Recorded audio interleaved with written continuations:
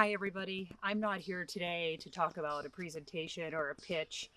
I'm on a trail, a hiking trail, a trail called the Rachel Carson Trail, which was named after Rachel Carson because it passes through her birthplace in 1975. And the reason why it has to do with business is because business leaders struggle constantly.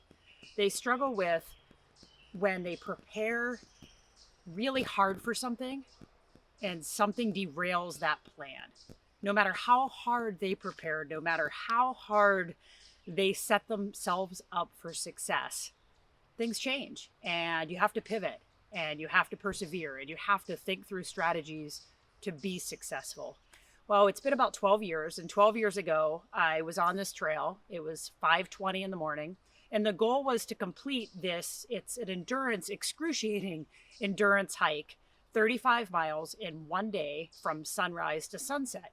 And what makes that particular day really interesting is because in the morning, they were calling for 80% chances of thunderstorms, severe weather, heavy rain, large hail, and damaging winds. And so, what really set me back was the fact that I had trained for months for this hike. I had done every portion of that 35-mile trail. I had done the climbs and the descents. I mean, one of the descents, you actually have to go down on your rear end to make it. And I prepared hard. But what I didn't do, and I didn't know until that morning, is I didn't actually prepare in the worst conditions. I didn't prepare for a heavy storm. So that morning, the only thing I could think of for preparation was to bring extra shoes. So I had 4 pairs of shoes. And I said to my husband, who had prepared with me to go on this hike and who had hurt his ankle about a week before, lucky him, by the way, he carried those shoes. And at every checkpoint, you had to check in and you had to meet a certain time frame. And if you didn't get to that time frame, you actually were pulled off the trail because there was no way you'd possibly finish before sunset. And it's really for safety more than anything. So it's about 5:15 a.m. I'm at the start line. I have a pack. I was prepared. I had my hiking boots on that I had trained in. And this huge downpour comes. I mean, just drenching. I'm dripping. I'm soaked. But what's interesting is right when they blew the whistle and started, the creeks had risen. So instead of going through and being able to step on those stones and get across the creek, I was drenched. I had mud up to my knees. I was carrying that mud. And when you think about hiking and you going up and down, my hip flexors were lifting that mud. And they were getting pulled and pulled and pulled. And the first rest stop came. And the only thing that came to mind was to change my shoes. So I changed my shoes.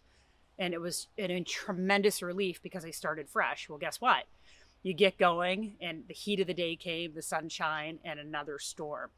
And so kind of this happened periodically throughout the day. And this particular Rachel Carson challenge takes place once a year. It's always full to the point where they actually have to have a lottery. People come from all over the world to participate. And you have 15 hours and 4 minutes, which is the official time. So I make it all the way through. I had trained with about 6 people. And at that point, every single one of the people that I had trained with either had an injury right beforehand, before the race started, or had one during this challenge and had to pull out. So I'm by myself. I just made it through the very last checkpoint before the end. And some young man is walking with me and he's like, "Do you want to finish in time?" And I said, "Well, of course I want to finish in time. I want to finish in time because that's why I came. I came to succeed." And he goes, "Well, I have to share with you something. If you want to finish in time, you're actually going to have to run." And I just looked at this young kid. He had done it the year before it. I think he was like 20-ish. And I'm like, "Okay, will you let me know what you think, as things go?" And he said yes. And he looks up at the sky and lo and behold, another storm comes. And he says, "Let me take your pouch. Let me take your phone." And so he takes my stuff within his to help me. And we get to the point, we were getting close to the end, which is a park outside of Pittsburgh called Harrison Hills. And he's like, "You're not going to make it if you don't run." And I'm like, "I don't run." And he goes, "Do you want to make it?" I said, "Yes." And he's like, "Let's go. I'm holding your stuff." The rain comes, it starts pouring down, and I run. I run with him. I'm not a runner. I don't know how I did it. because at that point I was going through the park and I saw monkeys. I actually still to this day remember seeing monkeys flying, and I guarantee you there weren't monkeys, but I think at that point what was carrying me through was just pure perseverance and drive, because I had trained and I wanted to complete this. And what's really ironic, and I mentioned before, the official end time is 15 hours and 4 minutes. I was the very last one to clock in that day at 15 hours, 3 minutes and 34 seconds. And I'm not sharing this with you because this is, oh, toot my horn, this is amazing, Kim. I'm sharing this because so many times business leaders struggle with, you get there, you do everything in your power. Well, you know what? You have to change. You have to pivot. Even in the middle, you adapt to your circumstances. How did I adapt? I changed my shoes every single time. I relied on a third person that had knowledge and expertise to actually, and I let him help me. This kid helped me.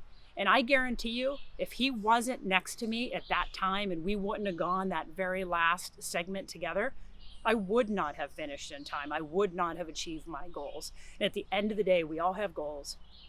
We all struggle, and we all have to figure out how to get to the finish line. Just a little tidbit from Kim Ford. Thanks for checking in.